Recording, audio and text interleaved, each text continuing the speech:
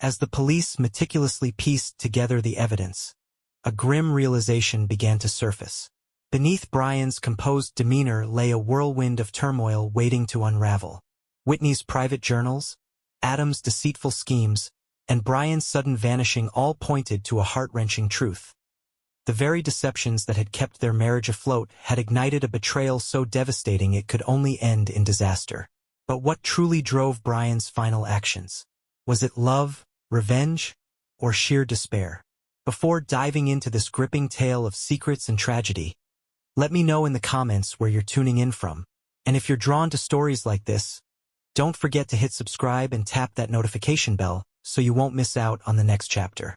The Hayes family home stood quietly on a picturesque street in Springfield, a suburban haven where every house looked like it belonged on the cover of a glossy real estate magazine.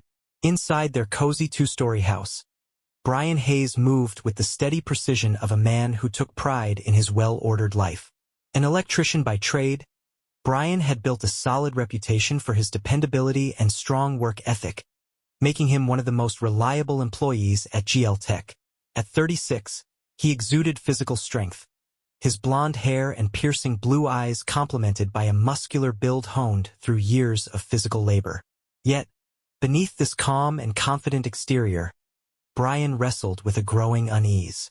Lately, subtle changes in his wife Whitney's behavior had planted seeds of doubt in his mind, small but persistent. At 35, Whitney was everything Brian wasn't: meticulous, ambitious, and intellectually driven. As a sociology professor at the local college, she had recently taken on a junior faculty position, a move that brought both excitement and an avalanche of new responsibilities. Her striking dark hair and penetrating gaze gave her an air of elegance that perfectly balanced Brian's more laid-back nature. For 8 years, their marriage had seemed steady, built on mutual respect and shared memories. But recently, something felt different. Whitney had grown quieter, often lost in thought, her eyes unfocused as if staring at something just out of reach. Other times, she would act overly accommodating, as though smoothing over some invisible fracture between them. What bothered Brian most, however, was her newfound insistence on keeping strict boundaries, especially regarding an upcoming seminar in Cincinnati. "I think it's a great opportunity for you," Brian had said one evening while they tidied up after dinner. "Maybe I could take a couple of days off and join you. We could explore the city when you're not busy." Her hands froze mid-motion at the sink, her voice unusually sharp as she responded, "No." Then, realizing how she sounded, she quickly softened her tone. "I mean, we already planned that spring break cruise, remember? Let's save our time together for that." Brian hesitated, her reaction not quite sitting right. "If you're sure," he said, his voice gentle. "I just thought it might be nice to spend some time together." "It will be," she reassured him, placing a hand on his arm. "But this trip is important for my career, and work's been so hectic lately. I really need to focus." Her insistence gnawed at him, stirring a quiet doubt. Whitney had always welcomed his company before. Why the sudden change? As the seminar drew closer, Brian couldn't shake the feeling that something wasn't right. Whitney's meticulous preparations seemed almost excessive, carefully packing days in advance, repeatedly checking her itinerary. It felt as though she was gearing up for more than just academic workshops. While they still shared moments of laughter and reminisced about their plans for a family, an unspoken tension lingered between them. Brian noticed how Whitney avoided eye contact when he casually brought up her teaching assistant, Adam Torres, a name she had often mentioned in earlier conversations but now seemed to sidestep altogether. The morning of her departure, Whitney kissed him goodbye with practiced ease, her suitcase already loaded into the car. "Don't survive on just pizza while I'm gone," she teased with a forced smile. Brian watched as her car disappeared down the street, a heavy sense of uncertainty settling over him. Alone in their quiet house, he glanced at the cruise tickets pinned to the bulletin board. Her urgency to keep him away from this trip just didn't sit right. He shook his head, trying to dismiss the nagging feeling. But as the hours passed, the unease remained, like a shadow stretching across the life they had built together. It wasn't just her behavior in recent days that troubled him. It had started weeks earlier, subtle shifts that he had brushed off as stress from her new job. Whitney had always been organized, but now she seemed almost obsessive, planning every moment and leaving no time for their usual evening chats. Her words didn't always match her actions, either. "Don't worry about me," she had said one evening, her attention focused on organizing her seminar materials. "I'm just trying to stay on top of everything. Things will calm down after this trip." But Brian wasn't convinced. Her insistence on going alone and her sharp refusal of his offer to join her had left a sting he couldn't ignore. The night before she was set to leave, Brian came home early from work. The house was unusually quiet, the only sound a faint hum from the refrigerator. The soft hum of the washing machine filled the house as Brian stepped inside the bedroom, finding Whitney meticulously packing her suitcase. She barely acknowledged his presence, her focus fixed on the neatly folded clothes in front of her. "Hey," Brian said, leaning casually against the doorframe. "Looks like you're really getting everything ready ahead of time." Whitney managed a quick smile but didn't lift her eyes. "You know me. I can't stand rushing at the last minute," she replied, her voice light, though her movements were stiff and methodical. Brian observed her in silence for a moment, noticing the way her hands lingered on a blouse as if her mind had drifted somewhere far away. The distance in her demeanor unsettled him, making him feel like a guest in his own home. "Do you need me to print anything else for your drive?" he asked, hoping to keep the mood casual. "No, I've got everything covered," she said quickly. Then, after a brief pause, she added, "But thanks, sweetheart." The delay in her response, paired with the overly sweet tone, sent another ripple of unease through Brian. Something about it felt off.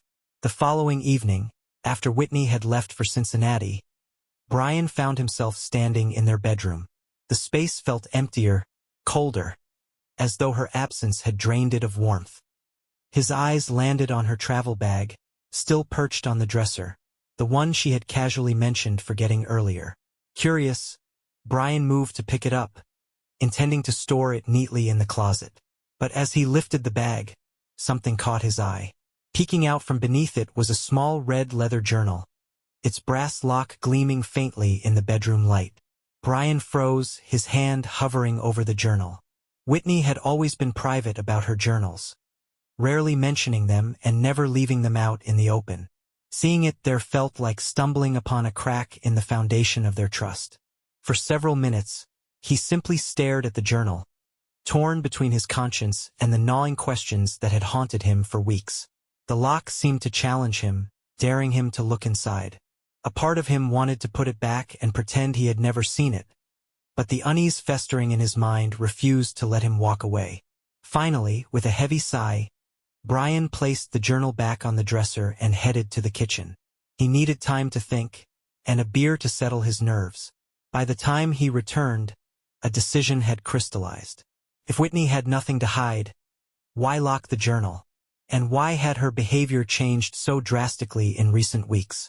The questions churned in his mind, demanding answers. The next morning, Brian visited a specialty shop downtown, purchasing an identical red journal with a matching key. It was a costly gamble, but one he felt compelled to take. Back home, he carefully unlocked the journal using the new key, his heart pounding as he turned to the first page. The initial entries were benign, filled with Whitney's excitement over her new job and the challenges of balancing her responsibilities. But as Brian read on, the tone began to shift. One entry stood out immediately. September 8th. My new assistant, Adam Torres, started today. He's tall, charming, and seems to command attention without even trying. The female students already adore him. He's clearly talented, but I'll need to keep things strictly professional. Brian read the passage twice, his pulse quickening. Adam. The name stirred a memory. Whitney had often mentioned him earlier in the semester, but for weeks now, she hadn't spoken his name at all. Another entry followed. September 24th. Spent hours working with Adam on class readings. He's sharper than I initially thought. I've been considering starting a family with Brian, but it's hard to focus on that when work feels so overwhelming. Brian's grip on the journal tightened. Whitney's handwriting became more hurried in the later entries, the lines slanting sharply across the page. Then one entry stopped him cold. October 10th. Adam locked the door today during our meeting. I told him it wasn't appropriate, but he just laughed and said no one would notice. I didn't know how to respond, so I let it go. I feel conflicted. A knot formed in Brian's stomach as he read those words. The tension between Whitney and Adam was palpable in her writing. While she expressed guilt and hesitation, there was an undeniable thread of attraction running through her thoughts. Each revelation felt like a blow to the gut. Snapping the journal shut, Brian's breathing grew uneven. He stared at the locked cover, his mind racing. The doubts he had pushed aside for so long were now glaring truths he could no longer ignore. Feeling both desperate and determined, Brian reached for another journal tucked away in a shoebox he had discovered. His resolve hardened. He needed to uncover the full truth, no matter the cost. Flipping to the next entry, he braced himself as Whitney's words painted a picture of a woman torn between guilt and temptation. The hints were subtle at first, mere whispers of her inner conflict, but they grew louder with every page. The unease in Whitney's journal entries only deepened as Brian read on. Her thoughts, once composed, began to spiral, her inner conflict growing more intense with each page. September 30th. Adam smiled at me during my lecture again today. I frowned, hoping to discourage him, but he didn't look away. After class, he stayed behind to talk, his confidence as unnerving as ever. It's like he knows exactly what he's doing. I told him I'm married, and he just grinned and said, "I hope so." I should have been insulted, but instead, I felt unsettled. Brian noted how her normally neat handwriting tilted forward, the strokes uneven, reflecting the turmoil she was trying to put into words. By early October, the tone of her entries had shifted, becoming more emotional, tinged with guilt and hesitation. October 16th. I shouldn't have let him close the door. When Adam asked why I seemed distant, I laughed it off, but his eyes searched mine like he already knew the answer. Then he hugged me. Too long, too tight, and I didn't pull away quickly enough. For a moment, I wondered what it would feel like to let go completely, but the thought left me ashamed. This has to stop. I can't.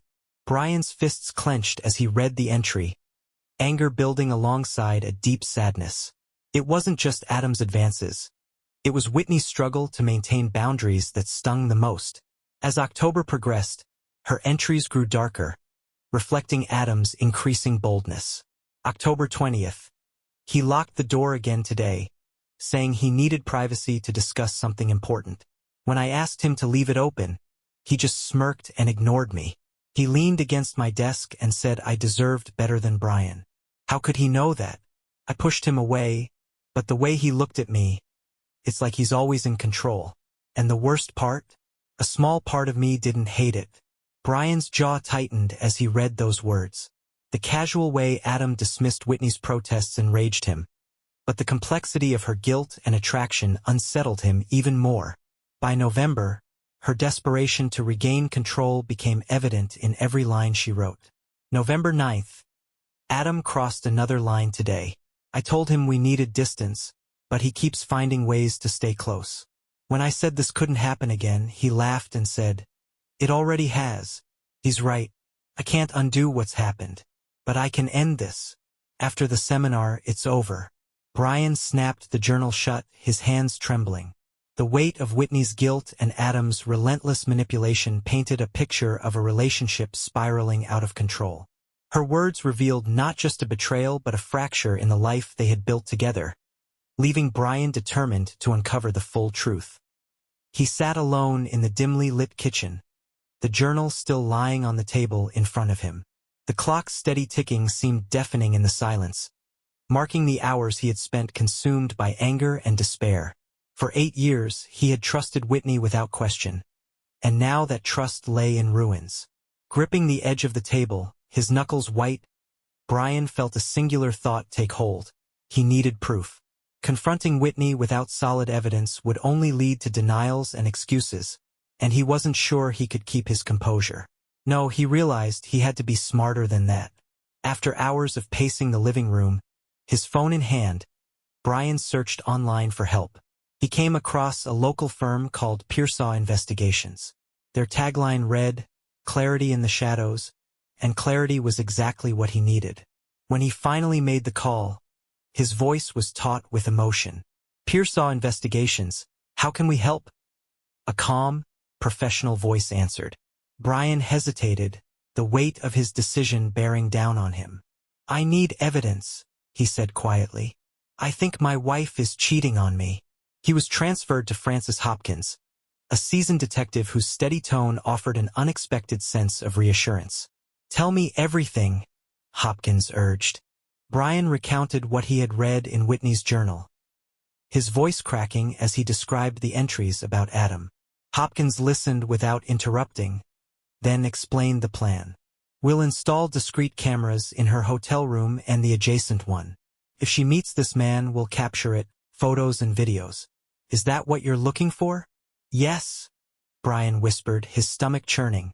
The next day, Hopkins called with confirmation. "It's done," he said. "We've got photos. I'll send them now." Brian opened his laptop, his heart pounding as the email came through. The first photo showed Whitney entering her hotel room with Adam, his hand resting lightly on her back. The next, taken through a crack in the door, revealed their silhouettes leaning close. But the final photo was the hardest to see. It showed Adam leaning in to kiss her, their intimacy undeniable. Brian stared at the screen, his breath caught in his throat. Tears welled in his eyes, but he blinked them away, anger hardening his resolve. Each image felt like a dagger, tearing at the fabric of his marriage. After a long moment of stillness, Brian moved deliberately. He printed the photos and slipped them into an envelope, placing it on the kitchen counter. He wasn't sure yet how he would confront Whitney, but one thing was certain. The woman he had trusted and loved was no longer the person standing by his side. The next morning, Brian sat at the kitchen table, staring at the envelope. His anger had cooled into a cold, calculated determination. Confronting Whitney outright would only lead to lies and excuses, and he refused to be blindsided again. He needed to take control, starting with their finances. Arriving at the bank early, Brian walked up to the counter, his heart pounding. Forcing a polite smile, he slid his ID and account information across to the teller.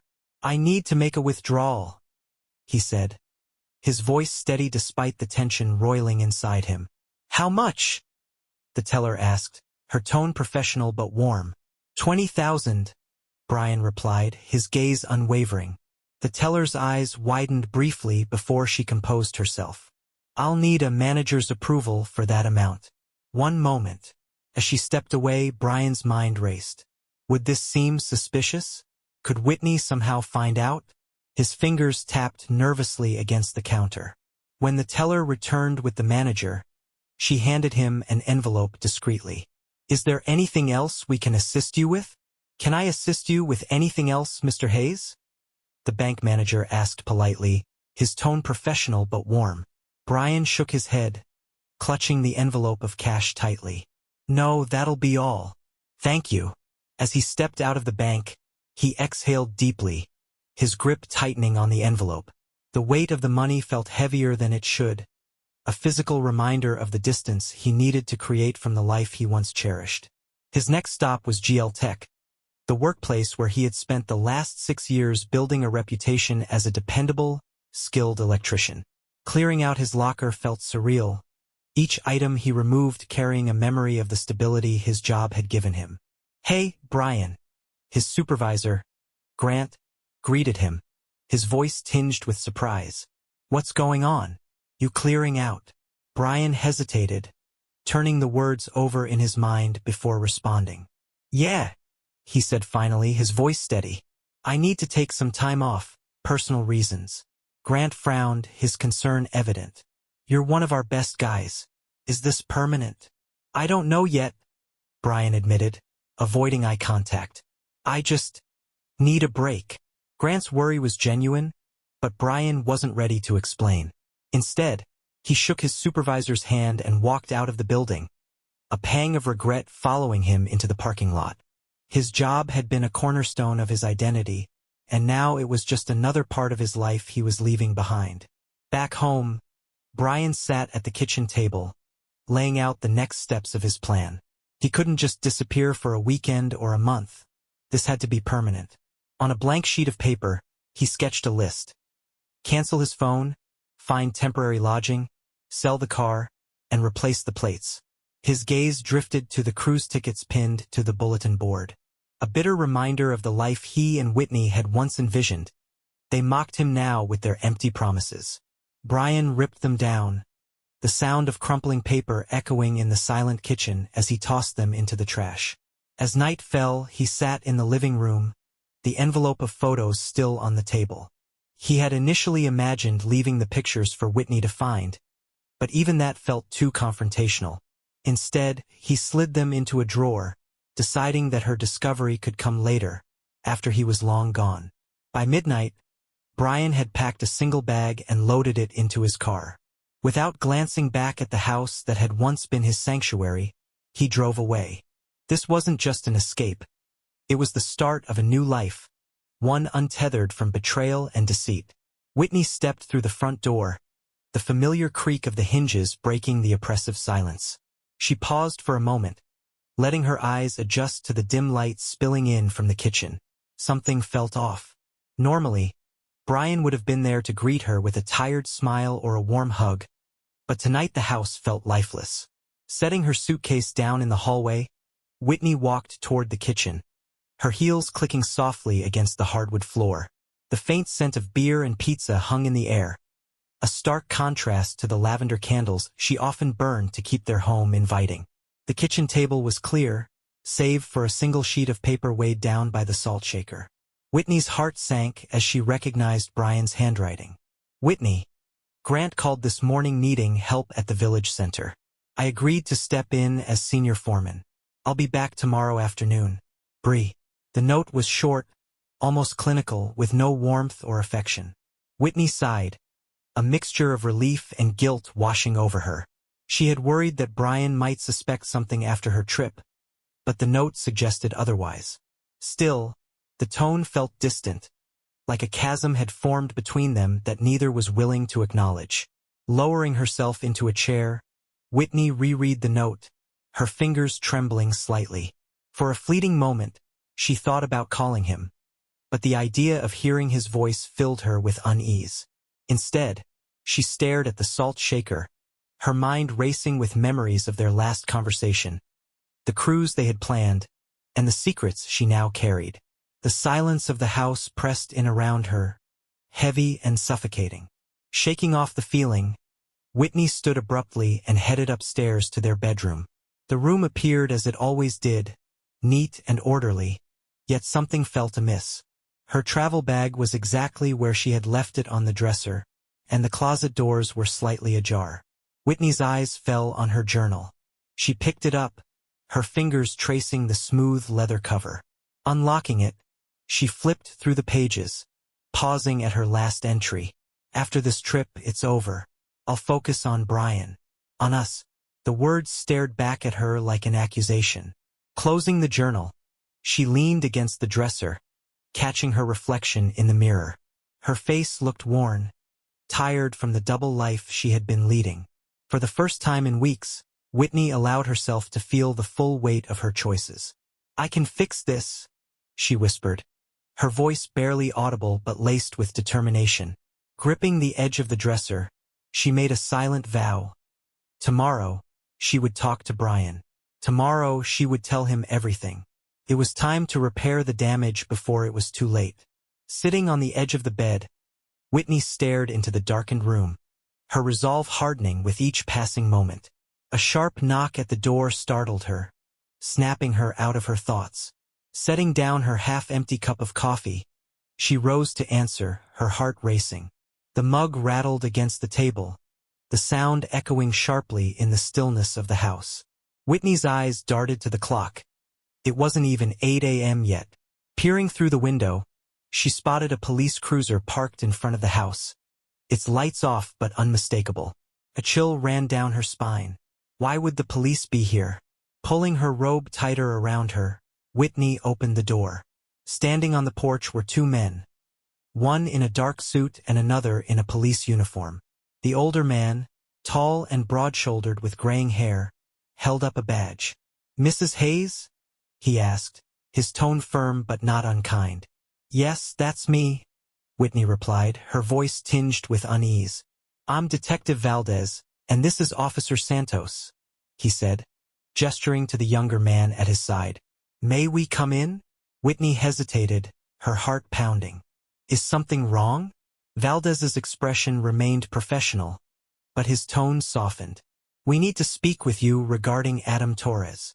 Inside, the air felt thick and oppressive as the three of them settled at the kitchen table.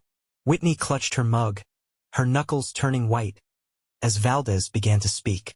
"We regret to inform you that Adam Torres was found dead last night," he said solemnly. "His body was discovered at his residence around 7 p.m. The words hit Whitney like a physical blow. "Adam, dead?" Her thoughts collided, shock quickly giving way to a gnawing sense of guilt. Her voice faltered as she asked, How did this happen?" Valdez studied her carefully before replying. "That's what we're trying to determine. What we do know is that a call was made to report his murder. The call came from your husband's phone." The room spun as the detective's words sank in. "Brian," she whispered, barely able to believe it. "No, that's impossible. He wasn't even there." Santos spoke up for the first time, his voice steady but pointed. "The phone was traced to Niagara Falls, Ontario. There, we also recovered a discarded pistol matching the caliber of the bullets used in the attack. Witnesses near Mr. Torres's residence reported seeing a man matching your husband's description shortly before the estimated time of death." Whitney shook her head, her voice rising in protest. "Brian would never do this. He didn't even know Adam." Valdez leaned forward, his tone calm but firm. "Are you certain? We found photographs near the body, photos of you and Mr. Torres. They appear to have been taken recently." Whitney's hands trembled, her face paling as she processed the detective's words. The implication was suffocating, but she clung to her denial. "No," she said, her voice cracking. "Brian wouldn't hurt anyone. You've got it wrong. Someone must have stolen his phone, or set him up." The two detectives exchanged a glance, skepticism etched across their faces. Valdez rose, handing her a business card. "If you think of anything, call us," he said, his tone neutral but firm. "And Mrs. Hayes, if your husband contacts you, we strongly advise you to let us know immediately." As the door closed behind them, Whitney sank into a chair, her mind racing. The house felt emptier than ever, and for the first time, she wondered just how well she truly knew the man she had married. At the edge of Niagara Falls, the air hung thick with mist, the powerful cascade cloaking the area in a ghostly shroud. The usual crowd of tourists had long since departed, leaving the scene eerily quiet save for the relentless roar of the water. In the dim light, police officers worked methodically near a trash bin in the parking lot. Among the discarded items, they found a dead phone, its battery long since drained. Next to it was a worn leather wallet, emptied of cash but still containing Brian Hayes's ID and credit cards. A small .25 caliber pistol, its serial number filed off, had been tucked under the bin liner. Nearby, officers recovered a set of license plates, their jagged edges suggesting they had been hastily removed. Detective Valdez surveyed the scene, his brow furrowed. "He's either long gone or he's planning something bigger," he murmured to Santos, who stood nearby jotting down notes. Santos glanced at the pistol. "You think he's still around? Or is this just a diversion?" Valdez shook his head. "If he was going to jump, we'd have found him by now. My guess? He's disappearing. Left this behind to throw us off." The two considered other possibilities. Perhaps Brian had intended to confront Whitney but had chosen to leave instead, setting the stage for a clean break. Or maybe the discarded items were part of a more sinister plan, a calculated misdirection. Without more evidence or a body, they were left with nothing but theories. Back at the Hayes home, Whitney sat at the kitchen table, staring at the journals she had retrieved from the dresser. The red leather covers gleamed under the overhead light, their brass locks taunting her. Her fingers hovered over them, trembling as she contemplated what lay within. Each journal was a mirror of her life, her thoughts, her secrets, her guilt. And now, they seemed to hold the answers to questions she wasn't sure she wanted to ask. Taking a deep breath, Whitney unlocked the closest journal and began to read. The words blurred as tears welled in her eyes, her vision distorted by the weight of her emotions. The final entries hit her hardest, the rawness of her thoughts laid bare in the haphazard scrawl of her handwriting. She found herself rereading the same haunting phrases over and over. I hate what I've become. Brian deserves better. After this seminar, I'll end it. I'll focus on us. Whitney's hand trembled as she turned the pages, each one slicing deeper into her heart. It wasn't just Adam's persistence or the growing distance with Brian. It was her choices that had torn them apart. Her failure to set boundaries when it mattered most loomed large in her mind. Her breath hitched as she came across a hurriedly written note. I love him, but I'm scared he'll never forgive me if he finds out. How can I face him now? The journal slipped from her grasp, landing on the floor with a dull thud. Whitney pressed her hands to her face, her sobs breaking through the oppressive silence of the house. Waves of guilt, shame, and despair crashed over her, each one as relentless as the torrents of Niagara Falls itself. She replayed the moments in her mind. The locked doors, the stolen glances, the flimsy justifications she had clung to in crossing the line. I ruined it, she whispered into the empty room, her voice cracking under the weight of her confession. I ruined everything. Abruptly, she stood, her chair scraping loudly against the floor. Her reflection caught her eye in the window. Tear-streaked, disheveled, almost unrecognizable. A surge of anger swept through her, and before she could stop herself, she swept the journals off the table, sending them scattering across the floor.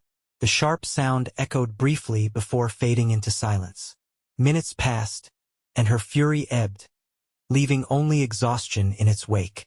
Whitney sank to the floor, clutching one of the journals to her chest. For hours, she sat motionless, staring blankly at the wall, her mind replaying every misstep that had led her to this moment.